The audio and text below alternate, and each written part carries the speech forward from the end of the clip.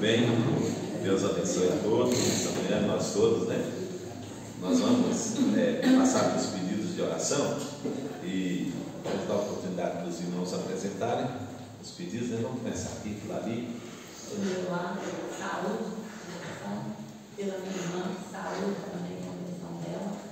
Então, não há ninguém que orar por ela. Continua orando por orar na casa. Isso. Mais pedido? Daí desse lado? Eu queria pedir pelo Júlio, que vai fazer a cirurgia sábado, e ele está viajando para chegar amanhã. Então, tá orando. Daqui do meio tem pedido? Não? Beto? Pastor, é a irmã da Paula que está com câncer, ele é um servo Senhor, né? E ela me pediu, eu falei que ela queria pedir, então eu falei no passado, e renovando, né? Tá orando. Isabel? Minha família. Beleza? Quero pedir pela conversão da minha família e quero pedir por várias pessoas também que não estão bem de saúde, principalmente minha irmã e meu cunhado. Sejamos. Meu pai e meus irmãos. Mãe. Família. Pela família. Tá. Só completar, Mateus e família. Tá. E nós estamos orando, então, também, né? Até eu pus notícia do Juju ontem, né? No grupo lá, a médica esteve lá e falou que ela está reagindo muito bem. Os rins tinham parado, né? E aí estão voltando a funcionar. E ela ainda não foi estubada, porque a médica está esperando ela acordar totalmente, né? Ela ainda está meio sedada ainda, né? Mas já tirou toda a sedação, mas ela ainda não voltou totalmente. Provavelmente hoje eles tirem tudo, né? Então vamos agradecer e continuar orando, né, por ela. Vamos lembrar de Eunice, de Regina, Dona Santa, Seu Eliseu, Leda, quem mais? Selme, né? Continua orando também pelo Igor, pastor. Pelo filho, né? Isso pela vida deles e Deus fortalecer ele lá, né? Vamos orar pelos enlutados, né? Beatriz, Dilcim, Cleusa, Beatriz. Então, vamos orar por eles, né? Amém? Então vamos orar então, e logo depois da oração nós podemos separar para o estudo da lição. Pai, nós queremos, Senhor, te agradecer por mais um dia de vida que nos dá. E juntamente com ele, Senhor, essa oportunidade de estarmos em tua casa para estudar a tua palavra, aprender um pouco mais do Senhor. Queremos pedir, Senhor, tua graça, tua direção, Senhor, o amparo do Senhor em todas as áreas, Pai, da nossa vida. E de maneira especial, Senhor, nós queremos colocar, Deus, esses pedidos que foram apresentados aqui diante do teu altar. Ó Deus, nós cremos, Senhor, que tu és poderoso e que o Senhor ouve as orações dos teus servos, porque o Senhor prometeu isso na tua palavra, Pai. E o Senhor é um Deus que não pode mentir. Então, Senhor, nós queremos agradecer por saber, Senhor, que ouvindo, o Senhor já, ó Deus, manifestará a tua providência e o teu cuidado, Senhor, para com cada um dos nossos irmãos aqui, Senhor. Pedimos, Senhor, também que abençoe o restante desse dia, logo mais à noite o culto, que o Senhor possa estar trazendo as pessoas para a tua casa para te adorar, Senhor. E obrigado, Pai, porque sempre nos sustenta, Senhor, em todas as coisas. E te louvamos, Senhor, no nome de Jesus. Amém. Amém, Senhor. Amém. Então vamos separar a canção, os irmãos, e eu quero convidar os meus alunos aqui a abrirem suas Bíblias em Apocalipse capítulo 22. Estamos chegando ao final de Apocalipse. Do primeiro verso em diante, tá? Provavelmente nós não daremos conta de terminar a nossa lição hoje no capítulo 22, mas estamos chegando ao final, né? Aí vamos estar estudando aí. Capítulo 22, versículo 1. Começa assim: Então me mostrou o rio da água da vida, brilhante como um cristal, que sai do trono de Deus e do Cordeiro. No meio da praça, de uma e outra margem do rio, está a árvore da vida, que produz 12 frutos, dando o seu fruto de mês em mês, e as folhas da árvore são para a cura dos povos. Nunca mais haverá qualquer maldição. Nela estará o trono de Deus e do Cordeiro, os seus servos o servirão, contemplarão a sua face, e na sua fronte está o nome dele. Então já não haverá noite, nem precisam de luz de candeia, nem de luz do sol, porque o Senhor Deus brilhará sobre eles, e reinarão pelos séculos dos séculos. Disse-me ainda: essas palavras são fiéis e verdadeiras.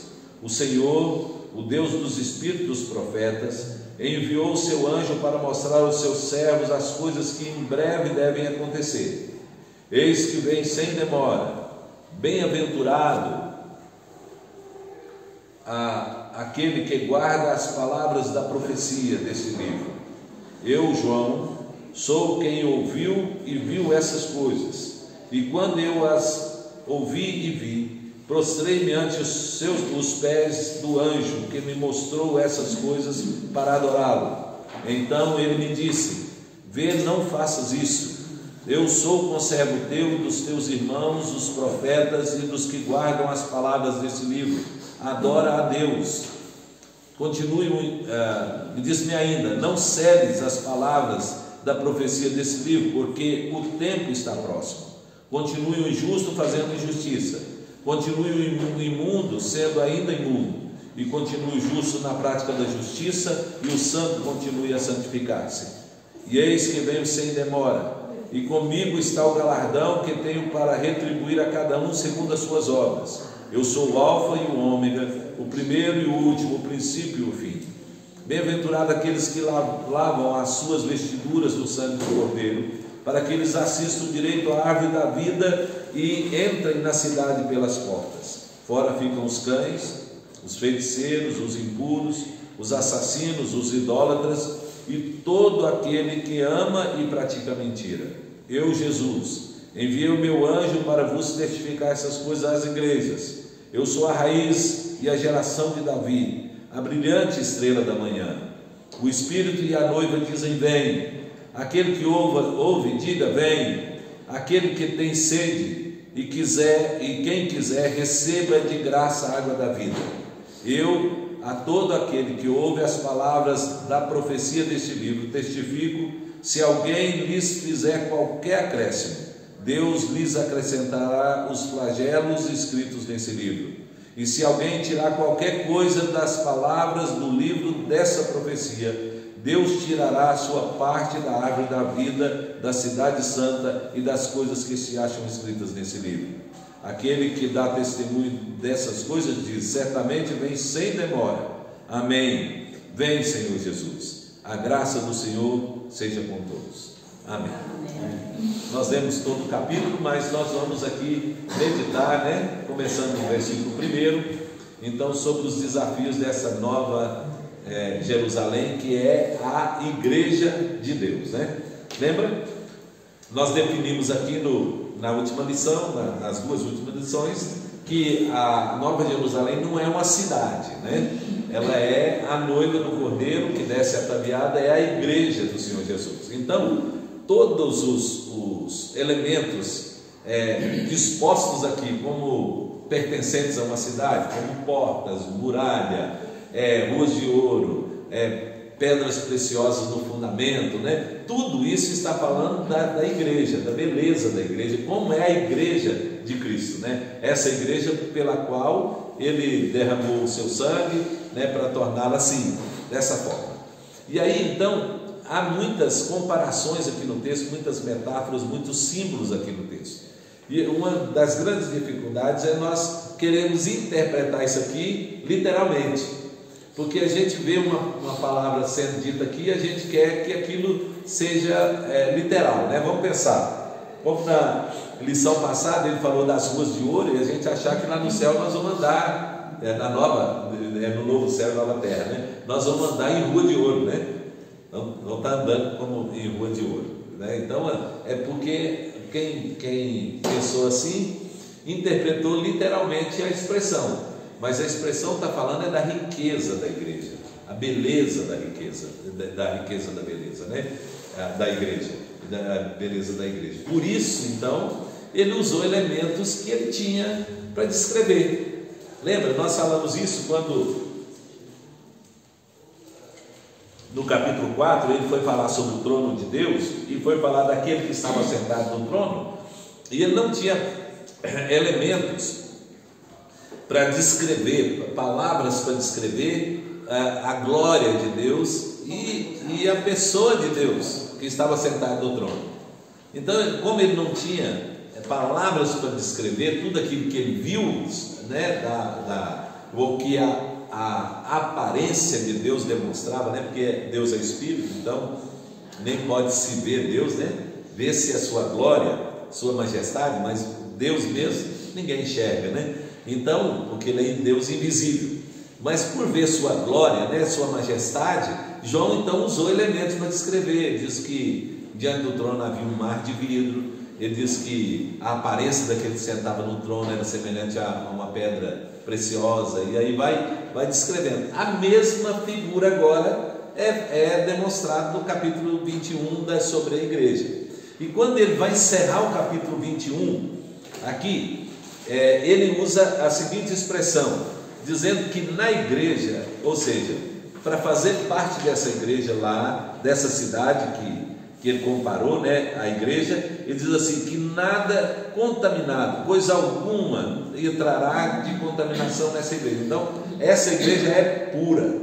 Lá no céu, todos os servos de Deus que compõem essa igreja já foram transformados, já foram santificados completamente, já foram glorificados, e por isso não há nada de coisa imunda, de coisa impura na vida da igreja no céu.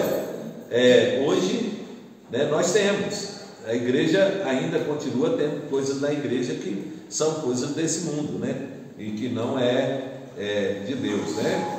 Ou seja, a igreja, ela, embora seja formada de pessoas salvas, mas a igreja ainda é formada de pessoas imperfeitas.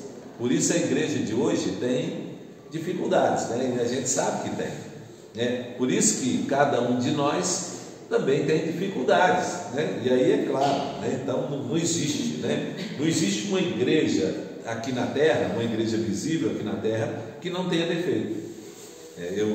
Uma vez eu estava conversando com um pastor muito amigo e antigo, bem antigo, e ele comentou que havia uma senhora na igreja que chegou para ele e ela estava sumindo da igreja, tinha muito tempo que ela não estava indo na igreja. Aí ela foi no culto, e depois do culto ela falou assim, eu queria dar uma palavrinha com o senhor. E ele falou assim, pois não, irmã, o que foi? Aí ela falou assim, eu queria dizer para o senhor que eu não vou mais frequentar a igreja aqui, porque eu achei uma igreja agora que é a igreja que eu estava procurando, uma igreja perfeita para eu frequentar. Aí ele falou assim, mesmo, irmã? Ela falou assim, então deixa eu falar uma coisa para a senhora, não vai para lá não, só vai estragar a igreja, porque a senhora não é perfeita, então não vai não, deixa a igreja que a senhora encontrou lá, deixa ela lá, quieta, não vai para lá não, senão só vai estragar a igreja.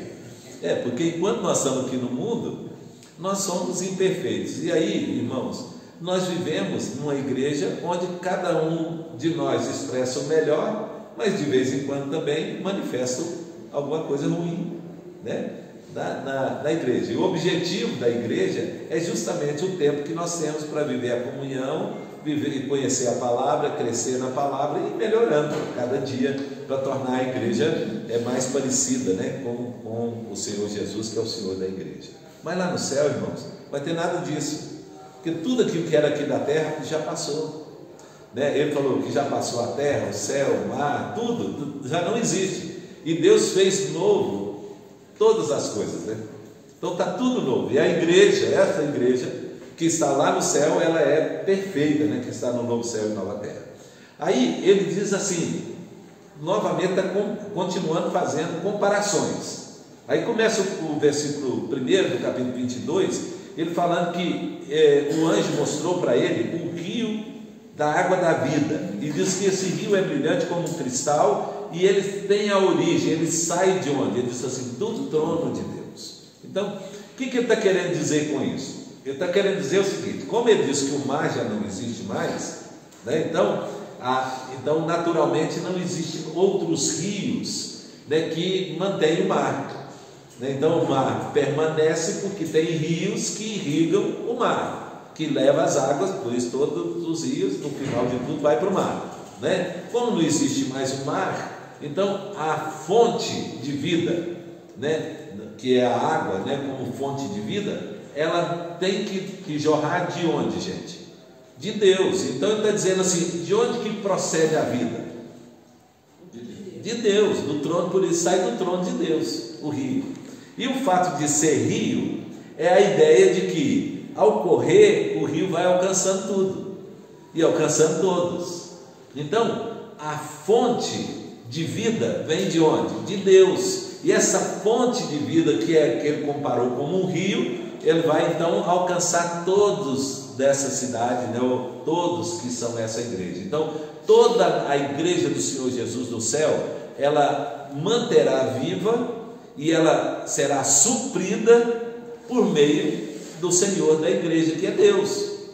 Então ele é a fonte de vida. É isso que João está querendo dizer. E aí ele prossegue dizendo que quando é onde esse rio passa levando vida, há também uma árvore, a árvore da vida. E aqui nesse texto aqui, interessante, que aqui ele fala que ela está de um lado e do outro.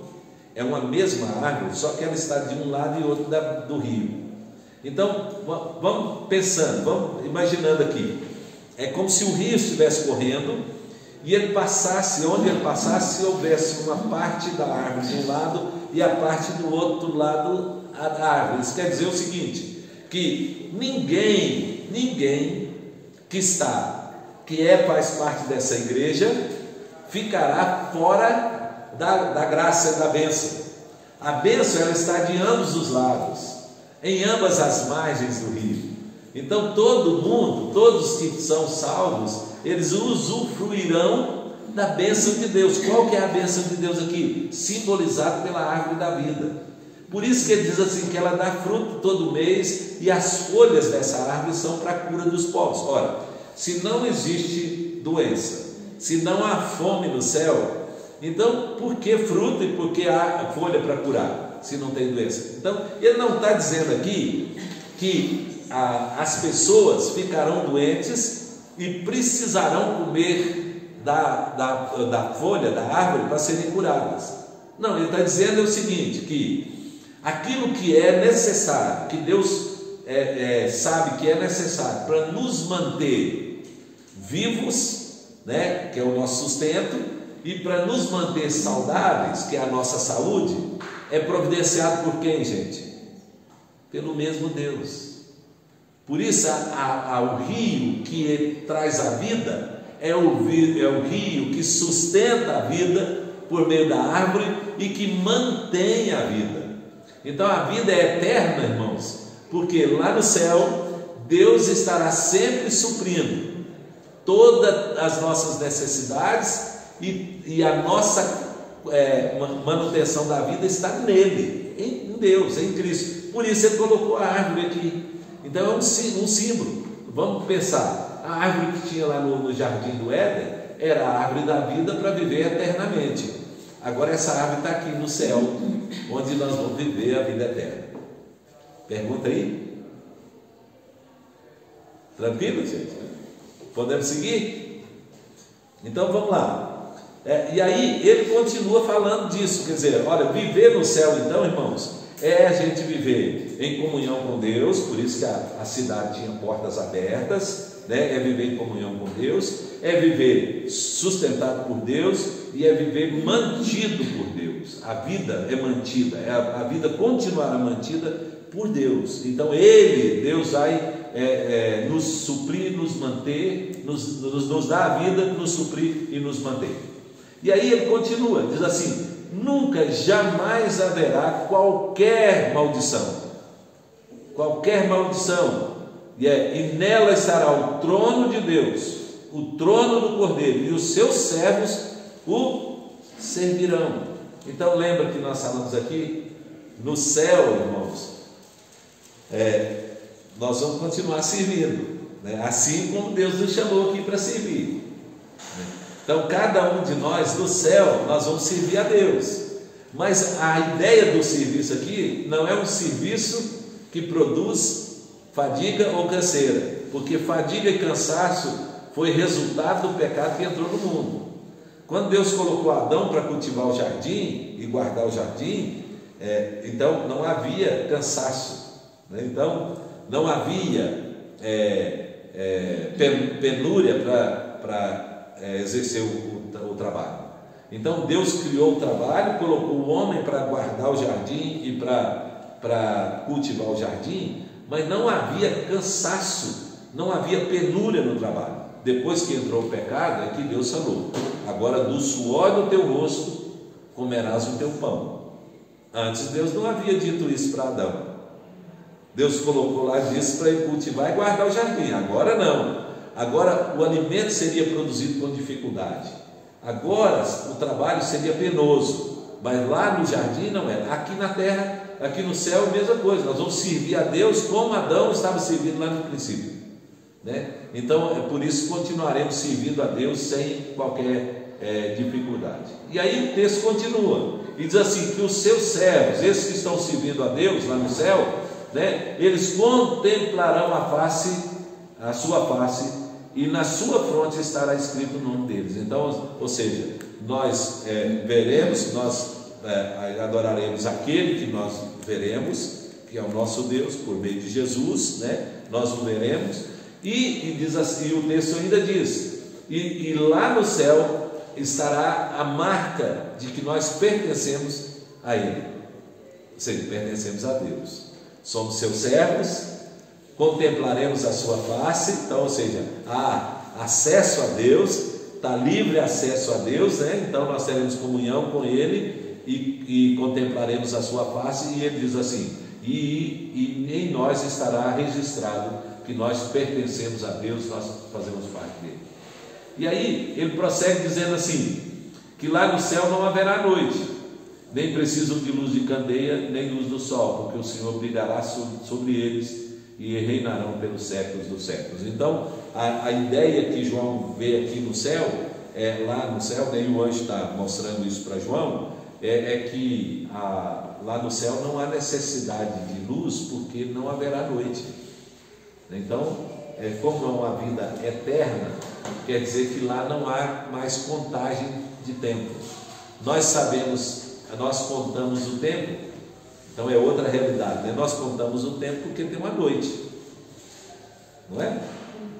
Se não tivesse noite, gente, pensa aí, se não tivesse uma noite entre um dia e outro, tinha necessidade de tempo?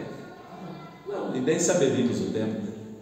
Nem sabemos. Nós só sabemos o tempo porque há um luzeiro para o dia e um para a noite. E aí esse período em que um está no céu, né, determina as horas do dia. E aí lá no céu não haverá isso, e não haverá necessidade de luz porque não tem noite. E também não haverá necessidade de luz porque luz aqui, irmãos, interessante, né? Só parar um pouquinho. Como não há noite, não há necessidade de luz. Tranquilo? Luz o quê? Luz para iluminar, brilhar. Mas quando diz que Deus e nem tem sol e tal, quando diz que Deus, aqui o Pai, né, o Senhor Deus brilhará sobre eles, aqui a luz aqui já não é a luz da claridade, mas é a luz de conhecimento. Então, um dos sentidos para a luz é conhecer. A gente pode dizer assim, agora me deu a luz aqui, agora abriu, entendi, né? É entendimento, conhecimento, né? Na época do humanismo do século XVIII, né, Paris foi chamada a cidade da luz. Não porque ela fosse mais iluminada do que outras cidades, mas é porque nela havia a ideia de que havia nela conhecimento. Então, luz não é só brilho, luz também é entendimento, conhecimento. Deus, então, trará sobre nós todo conhecimento. Todo conhecimento estará. Aqui é limitado. Paulo disse, agora conhecemos em parte, mas depois, né, conheceremos totalmente. Então, não há nada que vai impedir a gente de conhecer né? Não só as coisas de Deus, como o próprio Deus, né? Lá no céu. Tá. Aí então, passa agora para o parágrafo seguinte, onde ele fala das palavras do livro, né? Então vamos pensar aqui. Há 3 personagens no livro aqui, nessa parte. Não sei se os irmãos notaram, mas há uma presença da voz de um anjo que foi escolhido por Deus, mandado por Jesus para levar João para os lugares onde ele tinha que ir para ver e mostrar para João. Então havia aqui um mensageiro de Deus, e ele está aqui descrito no livro. Tem palavras do próprio Senhor Jesus. Então há coisas que não foi o anjo que revelou, não foi o anjo que mostrou, há coisas que o próprio Senhor revelou e falou, o Senhor Jesus. E há aqui a palavra também de João no texto. Então há 3 personagens aqui que usam da palavra: o anjo, o Senhor Jesus e o próprio João. Aí, para que não houvesse nenhuma interpretação errada quanto ao significado da palavra e o valor da palavra, foi colocada essa observação aqui agora. Então o anjo virou e disse assim para João: escreve essas palavras, porque essas palavras são fiéis e verdadeiras. Essas palavras são fiéis e verdadeiras. Então está dizendo que quem estivesse falando, se fosse Jesus, se fosse o anjo, ou se fosse o próprio João que estivesse falando, escrevendo, ele está dizendo assim: essas palavras são dignas de aceitação porque elas são verdadeiras, então você pode acreditar nela. O que está escrito aqui é a verdade, ele está dizendo, é a verdade, então você pode aceitar, porque ele diz assim, que o Deus dos espíritos dos profetas, ou seja, o Deus que inspirou os profetas no passado, lá no passado a escrever, Deus que ensinou os profetas, ele enviou o anjo para mostrar ao seu servo essas coisas que em breve devem acontecer. Olha, vamos pensar, João. Vamos pensar a respeito de João. João estava preso na ilha e ele foi levado em espírito para ver essas coisas. Aí ele está dizendo: essas coisas ainda irão acontecer, em breve elas irão acontecer. Então tudo isso que João revelou no livro do Apocalipse, ele está dizendo, são coisas que acontecerão em breve. Vamos pensar que João estava no finalzinho do 1º século.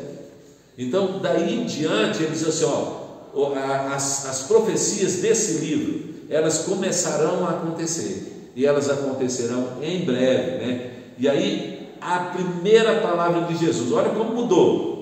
Então quem estava falando aqui era o anjo, dizendo: escreve porque essas palavras são verdadeiras. O verso 7, aí já é Jesus falando, e ele diz assim: eis que venho sem demora, né? Eis que venho sem, bem-aventurado aquele que guarda as palavras da profecia desse livro. Então o anjo falou que era para aceitar a palavra porque ela era fiel e verdadeira. Agora o Senhor Jesus ratifica dizendo: eu venho sem demora. E ele diz assim: feliz, né? Bem-aventurado é aquele que ouve, que guarda as palavras da profecia. Que profecia é essa? Que está registrado no livro do Apocalipse. Então ele está dizendo assim: quem guardar aqui é receber, é aceitar, é obedecer, é crer nessa palavra. E ele está dizendo assim: quem faz isso é feliz, é bem-aventurado. Por que, irmãos? Porque é bem-aventurado, porque não será pego de surpresa. Nós sabemos que as coisas que já estão acontecendo e que virão acontecer, nós sabemos que essas coisas são de Deus e elas anunciam que está próximo à vinda do Filho. Por isso ele diz: eis que vem sem demora. Então essas palavras da profecia que foram registradas aqui, elas são para preparar a igreja para a volta do Senhor Jesus. Ele está dizendo: eu venho sem demora. Ele fala nesse capítulo aqui, ele fala 3 vezes: eu venho sem demora, né? Nós vamos estar continuando a falar sobre isso. Então, irmãos, esse vem sem demora aí, né, ele está querendo dizer justamente isso, que a igreja precisa estar preparada para a volta do Senhor Jesus Cristo. Ele prometeu que em breve ele voltaria. Aí as pessoas podem dizer assim: mas João escreveu esse livro aqui, pastor, lá no 1º século. Olha, nós estamos no século 21 e Jesus não veio até hoje, né? Então, esse breve aí, parece que não é breve, não é? Breve grande, né? Não é?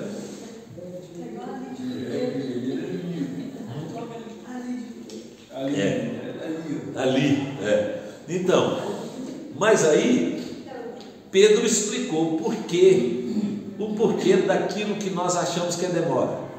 Primeiro ele falou assim, que não há demora porque a contagem do tempo nosso e de Deus é diferente, né?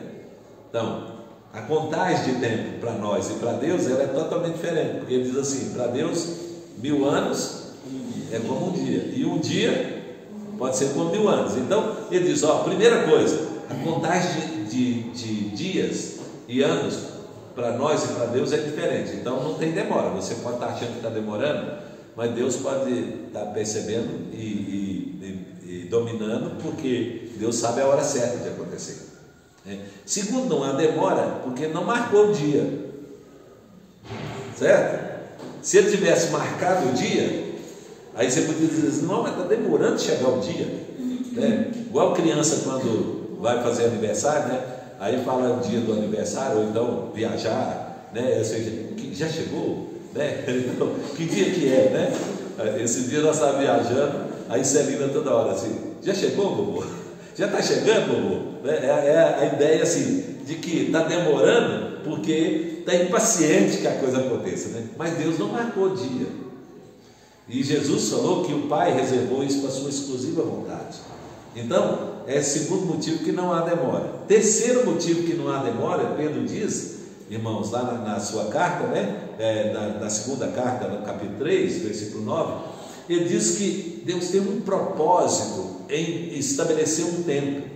Então, Deus estabeleceu o tempo para a volta de Cristo, não é por acaso, gente.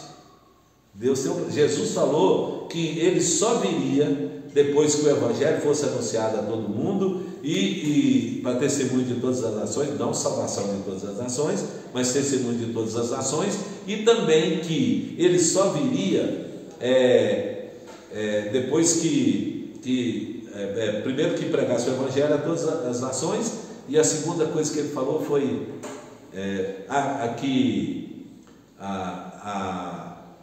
o Evangelho, né, chamasse todos os escolhidos. Então são as duas coisas. Primeiro, que o Evangelho alcançasse o mundo inteiro, e depois que os escolhidos todos de Deus fossem chamados, porque aí ele vai recolher todos os escolhidos, então não vai ficar ninguém para trás. Então deixados para trás não tem não, viu, gente? Tem segunda chance. Não tem segunda chance. Tranquilo? Então, e Pedro diz aqui no texto que ele está esperando que aconteça alguma coisa com a igreja. Veja, que é muito importante. Pedro fala assim, ele é longânimo para convosco, não querendo que nenhum de vós pereça, antes que todos cheguem ao conhecimento da verdade. Eu acho que eu falei de cor aqui, acho que falei certinho, mas se alguém quiser abrir aí, 2 de Pedro 3,9. Eu vou fazer questão de ler o versículo só para explicar, porque há uma interpretação errada desse versículo aí, eu queria explicar para os irmãos. 2 de Pedro 3,9. Quem achou aí para ler para a gente? Não retarda o Senhor sua promessa, como alguns ajudam demorado. Pelo contrário, ele é longânimo para convosco, não querendo que nenhum pereça, senão que todos cheguem ao arrependimento. Tá. E aí, tem uma outra versão que diz ao conhecimento da verdade. A sua, Cláudia, é? Não. Qual que é a sua aí, Cláudia? Lê para nós. Meio que entende. O Senhor não se atrasa em cumprir a sua promessa, como julgam alguns. Pelo contrário, ele é extremamente paciente para convosco e não quer que ninguém pereça, mas que todos cheguem ao arrependimento. Tá. Então aí a gente pensa que esse Pedro está falando aí, que é como se fosse a salvação fosse universal, né? Porque depois eu vou explicar para os irmãos o que é todo, né, todos na Bíblia, tá? Depois vai ter um culto de Timóteo lá, e eu vou explicar para os irmãos isso. Mas a ideia aqui, irmãos, Pedro não está pensando no ímpio, Pedro não está pensando na pessoa de fora, Pedro está pensando na pessoa da igreja, porque está dizendo assim, que na igreja tinha um problema. Qual que era o problema na igreja com respeito à volta de Cristo? Qual era o problema que estava lá nessa igreja? Que Pedro está falando aí no texto? Gnóstico. Que o pessoal achou que estava demorando. Tinha membro da igreja que achava que Cristo não ia voltar, não é?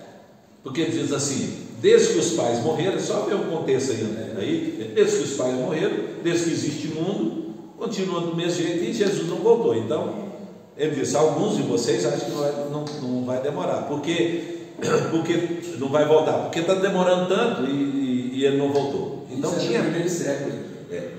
No primeiro século. Então tinha crente na igreja que Pedro estava escrevendo, tinha crente que já não estava acreditando que Jesus ia voltar. Tranquilo? Aí Pedro diz assim, ele não retarda a promessa, ele não está demorando, mas ele tem um propósito de não vir, e o propósito é para vocês, a igreja.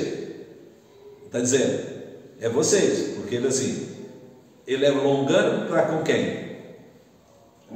Convosco. Senão ele falava assim, ele é longânimo para com o mundo, para as pessoas que estão no mundo ainda, ou com todos lá no mundo. Ele diz assim, convosco, ele é longânimo para convosco, não querendo que nenhum se perca. Quem é o nenhum aí? Os eleitos. Hã? Os eleitos. Dos que estão lá na igreja, dos membros da igreja, que nenhum de vós pereça, mas que cheguem todos ao o quê? Porque não crer na volta de Cristo é pecado, é incredulidade. Está comigo aí, gente? Na interpretação, pegou? Né? Então, por isso Pedro está dizendo, e por isso Jesus diz no texto, vem sem demora. Né? Pastor, no caso desse pecado aí, o Paulo Borges fala que a gente confunde, a gente fala que incredulidade é falta de fé. Aí ele fala assim, não, incredulidade é fé na coisa errada. A gente tem fé, todo mundo tem fé. Ou não acreditar na coisa certa. Ou não acreditar na coisa certa. A gente acredita no que é errado. Né? Então, se você fala assim, Jesus não vai voltar, eu estou crendo que Jesus não vai voltar. Estou com a fé na coisa errada. Isso aí. E duvidando da palavra de Deus. De Deus que falou, né? Tranquilo, gente? Então vamos lá, prosseguindo, né? Ele diz então, eis que vem sem demora, e ele diz, bem-aventurado, ou seja, feliz é aquele que guarda essa palavra, que crê nessa palavra, que ele virá mesmo, e ele virá sem demora. Como é viver, irmãos, como se Jesus estivesse à porta. É isso que ele está dizendo. Feliz é aquele que vive a vida cristã de tal forma como se Jesus estivesse chegando à porta da casa dele para buscar, seja pela volta de Cristo, da segunda vinda de Cristo, ou seja pelo chamado. Então feliz, ele está dizendo, bem-aventurado é aquele que crê nessa palavra, porque quem não crê que Jesus está à porta para vir, ou na segunda vinda, ou para buscá-lo, vive de forma materialista, vive confiando nas coisas dessa vida, vivem para o mundo e não para Deus. Então ele está dizendo assim, é feliz aquele que crê dessa forma, né, que Jesus está à porta e vem sem demora, porque essa pessoa vai ficar preparada para encontrar com o Senhor, né, seja de uma forma ou de outra, vigiando.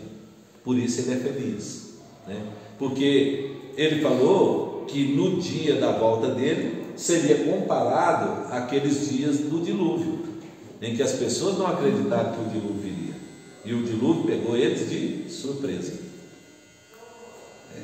As 10 virgens também não acreditaram que o noivo iria chegar, e pegou as 5 de surpresa, não é? Então ele está dizendo, feliz é aquele que está sempre pensando que Jesus está à porta, para que ele não seja pego de surpresa, não seja pego de surpresa. Aí, irmãos, vai entrar agora nas admoestações aqui, né? Então, nessas admoestações ele diz assim, eu, João, sou quem ouviu e viu essas coisas. Então, João está dizendo aqui claramente, ele falando assim, ó, eu não só ouvi, mas eu presenciei, eu vi. Então ele é um ouvinte, né, e é uma testemunha ocular das coisas que foram registradas no livro. Ele está dizendo assim, ó, eu tive o privilégio de ouvir Deus falando isso comigo, mas eu também vi essas coisas. Então é diferente, gente, uma pessoa que ouve da pessoa que vê, né, a situação. Quem só ouve precisa do testemunho de outro para confirmar aquilo que ele ouviu, não é? Beto vira e fala assim, o pastor me falou tal coisa, mas o pastor então tem que confirmar isso. Não, eu falei mesmo com o Beto tal coisa, né? Então, quando o Beto, para o testemunho do Beto ser verdadeiro, então precisa de uma confirmação. Mas quando o Beto diz assim, eu vi, aí é diferente. Aí não precisa de ninguém confirmar, porque o testemunho dele é verdadeiro, porque não precisa de confirmação. Então João está dizendo assim, eu não só ouvi, mas eu também vi essas coisas. Então por isso essa palavra é fiel e verdadeira. E aí aconteceu uma coisa tão interessante, que os irmãos lembram que João já teve algumas reações diante da visão e diante das coisas que ele fez. Ele chorou muito, não é? Ele ficou como se estivesse morto, aterrado como morto, né? E aí ele se prostrou diante de Jesus no livro. E agora João se prostra diante do anjo. Então esse anjo, irmãos, aqui que revelou isso para João, é um anjo num nível, né?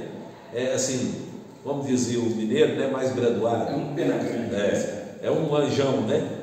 Então, ou seja, é um anjo mais importante, né? Nós sabemos que tem na ordem dos anjos, na hierarquia dos anjos, tem anjos que exercem atividades mais importantes, né?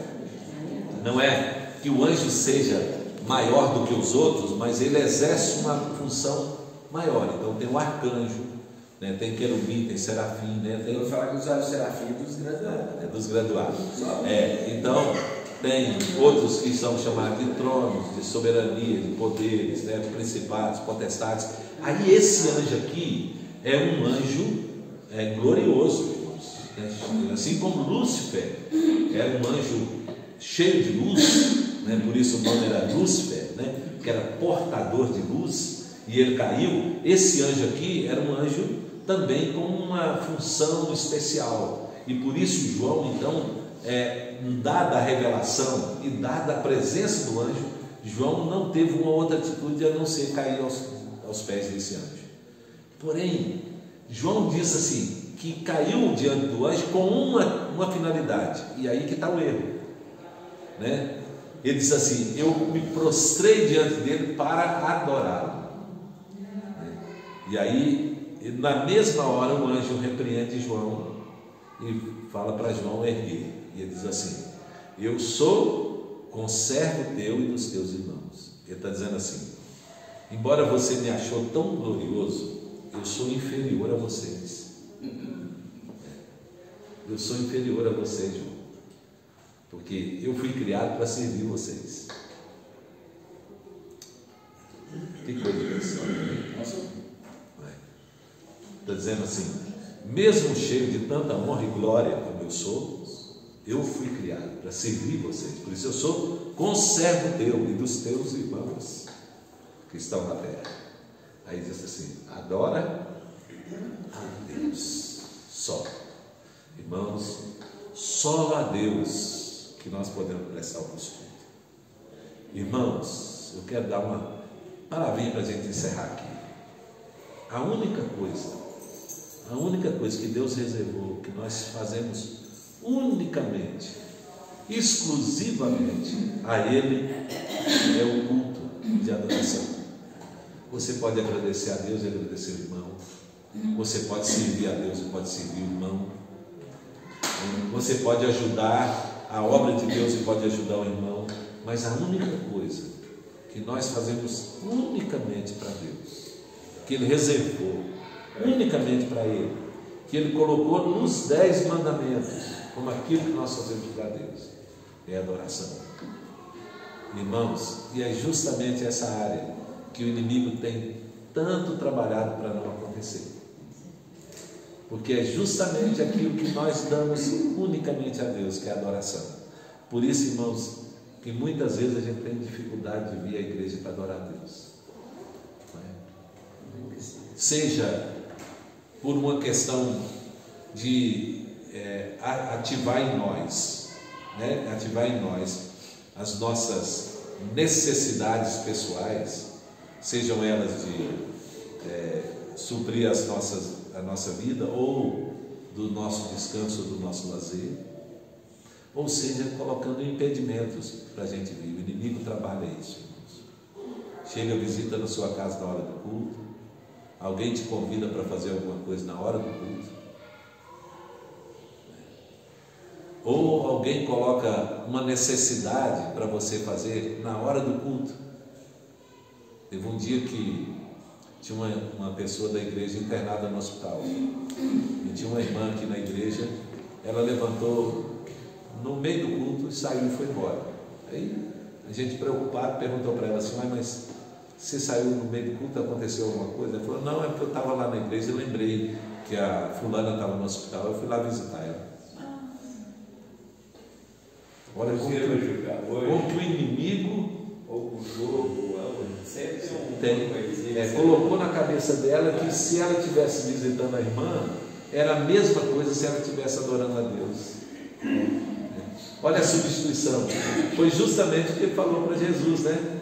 Então, eu te dou tudo isso aqui se você me adorar. Então, é obedecer o inimigo, é servir o inimigo, né? ou não servir a Deus, não adorar a Deus. Ou é adorar o inimigo ou não adorar a Deus, ou é adorar nós mesmos, né? Então, porque hoje eu estou cansado, né? Fui para o clube, fiquei no clube o dia todo, tomei sol demais, então eu vou ficar quieto em casa hoje, não vou na igreja. Eu vi no jornal que vai chover. Crente de açúcar, né? Isso é muito sério, irmão, sabe? A gente às vezes acha que é coisa normal e comum, mas a gente está deixando de dar a Deus aquilo que é dele, né? Irmãos, se isso Deus não considerasse isso importante, irmãos, Deus não colocaria isso nos 10 mandamentos, não é? Lembra? Deus diz assim, que o sábado é o sábado do Senhor, é o dia de descanso das obras, ou seja, cessar de trabalhar para adorar a Deus. Sábado significa isso, cessar a obra, né? Sábado, a palavra sábado significa isso. Sábado não significa descanso, não, irmãos. Foi interpretado como descanso, né? Porque se fosse só descanso, não estaria cumprindo o propósito do sábado. Era só eu ficar quieto em casa o dia todo. Não, sábado é cessar para adorar, para observar e adorar, né? Adorar a Deus. Amém, gente? Amém. Eu não sei se João escreveu o Evangelho antes ou depois. Foi antes. Foi antes? Ele ouviu de Jesus falando: eu vos escolhi, né? E vos designei a dar muitos frutos, né? Para dar muitos frutos. Ele só falou aí sobre servir a Deus lá no céu, mas aqui também. Aí o pastor Hernando estava falando que, independente do sucesso do ministério dele, ou qualquer obra de alguém, né, que a pessoa possa fazer e tal, independente disso, o importante é a sinceridade no relacionamento. A pessoa que não tem autenticidade do relacionamento com Deus, a pessoa não é verdadeira. Então eu fico achando maravilhoso, porque o próprio Deus que diz que escolheu e nos designou, Ele mesmo nos ajuda a viver. Por isso que não é só aqui, mas vai ser lá também. Porque vai continuar, né? Vai continuar. Então Só que continuar de forma perfeita, né? Sincero, né? Imperfeita. Amém, gente? Vamos ficar em pé então, para a gente encerrar? Então, aí domingo que vem nós continuamos para acabar com o capítulo aí, né? Deus vai nos dar a graça. Então vamos receber a bênção então e assim vamos encerrar. E agora, irmãos, que a graça do Senhor Jesus, o amor de Deus nosso Pai e a comunhão do Santo Espírito esteja sobre todos nós, hoje e para todo sempre. Amém. Deus abençoe a todos, tenham um bom dia e até a noite.